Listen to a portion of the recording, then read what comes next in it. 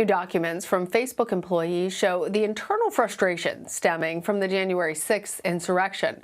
Staffers wrote to each other voicing concern over the platform's role in the Capitol assault and how it responded to charged language from users before January 6th.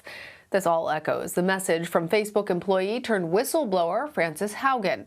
Earlier this month, she testified before Congress and spoke to 60 Minutes. Through documents she collected before quitting, Haugen explained how, in her view, the platform prioritizes profits over safety. CBSN tech reporter Dan Patterson is following all of this and joins me now. Hi there, Dan. So what new information has been revealed that we didn't previously know from Haugen? We learned a lot, Lana, and more will be revealed in the coming days about January 6th and the insurrection specifically. We learned that Facebook employees notified Facebook executives who appeared to know quite a bit more or have known quite a bit more about the spread of misinformation and conspiracies like Stop the Steal and the QAnon group, more than they acknowledged or were willing to say at the time. Employees did flag management, and they alerted specific pieces of content. They elevated specific pieces of content. These warnings were either ignored or mishandled. Researchers who analyzed data found that Facebook's approach to stopping the growth of groups like Stop the Steal was, quote, piecemeal. Specifically, we have evidence, we've seen documents, that Facebook treated this more as stopping individuals as opposed to policy around the entire group.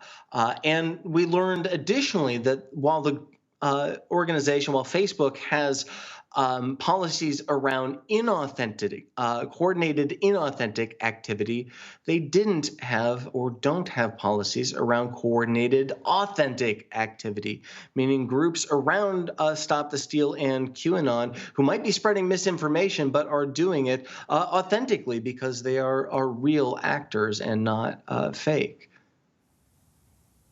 And Dan, how has Facebook responded?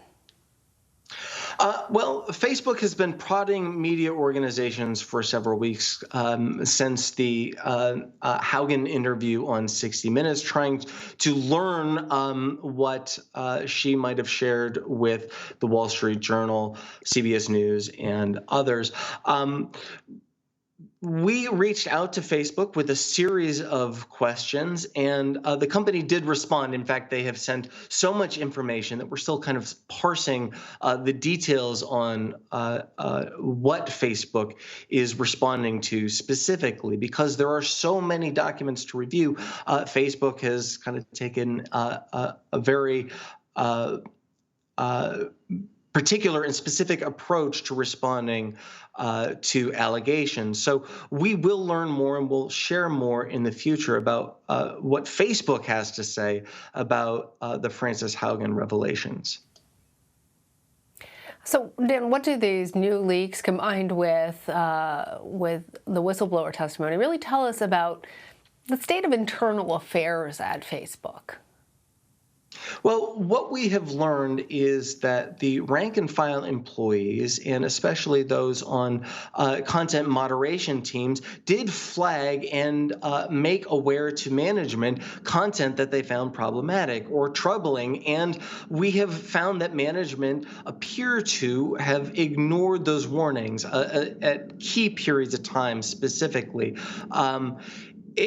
We have also learned pieces of information about the way the company handled election-related misinformation, and specifically how the company treated their employees. You know, we see these conversations, how they treated their employees who were very concerned about misinformation and the company's own internal processes.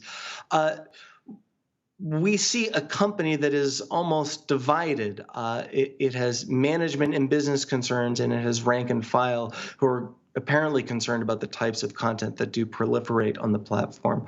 Again, we are learning quite a bit, and we will continue to share those details on CBS News. Well, with this increasing pressure, is it clear, Dan, if Facebook has been making or even intends to produce substantial changes at the organization, or is it all really just defensive? Yeah, look, I can understand how the last few years could maybe have felt like a parade of scandals at Facebook. The thing that is kind of different here is the evidence. There are thousands of documents, or at least alleged documents, that are available for not just the media to scrutinize, but for Facebook's own employees to scrutinize eventually. So I would imagine that there will be changes that are substantial and probably regulatory focused and policy focused. But I would also imagine that there might be cultural changes within the company as well. We have seen these kind of splits between how the rank and file employees talk amongst themselves, and how the management and the decision makers at Facebook respond to crises. This one feels different because of the scale and because of the evidence that's in front of us. So I think that we'll probably see considerable changes at Facebook, but time will tell to see how many of those changes are cultural and how many are policy focused. All right, Dan, thank you. Good to see you.